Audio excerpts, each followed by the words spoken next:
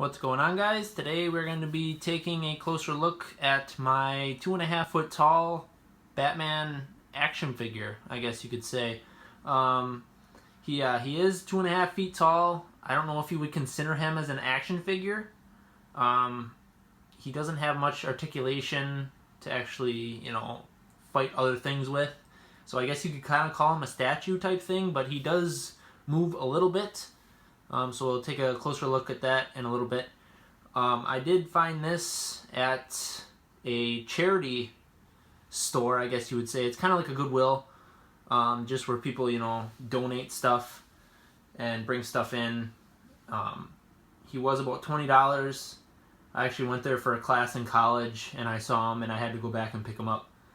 But, yeah, he was about $20. Otherwise, I think they retail at about $50. Very recently I did see a Superman one for about $50, so I'm assuming this Batman is the same thing as the Superman one that I did see. But I tried to look for a year on it. It looks like it's Batman Begins, just by the uniform and the belt and the bat suit there. But yeah, I couldn't find the date on it anywhere. So we'll take a closer look here. So yeah, like I said, this is 2.5 feet tall. It's pretty big, but it's got pretty good detail. It's a little scuffed up, obviously, just because it was $20.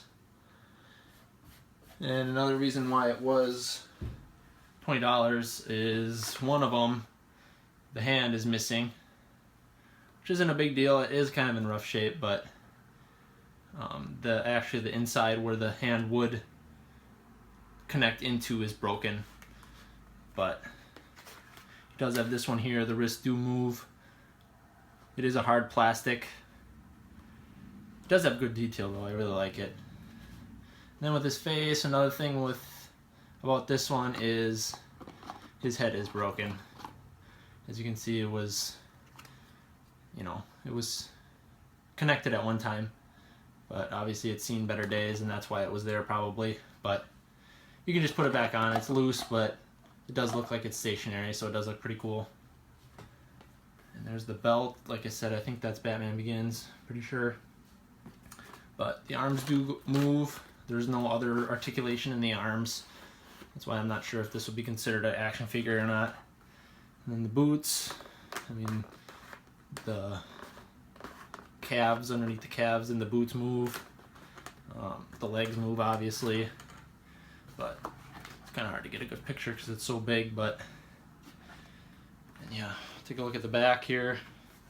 Not much to it, but there is a lot of detail. All of this stuff is hard plastic, so it does pop out, and it does have a cool texture to it. Very cool. And then it's got a simple but effective cape on it. Hangs very nice. It's nice and thin, so if you move it around or whatever, it'll go right with him. So, yeah, like I said, it is 2 feet tall, so, it's cool just to stand around. It stands well on its own, as you can see. Yeah, you really can't get many good action poses out of it, but I do have it standing up in my room here. I kind of try to not cover it up, but put it behind the cape so you can't really, it's not very noticeable that the hand is missing. So that's usually what I do, something like that. You can't really tell. So, yeah, it is nicked up, but for $20, I'll take it, and it's very cool. So yeah, that's a closer look at my Batman Begins 2.5 feet tall action figure. Thanks for watching.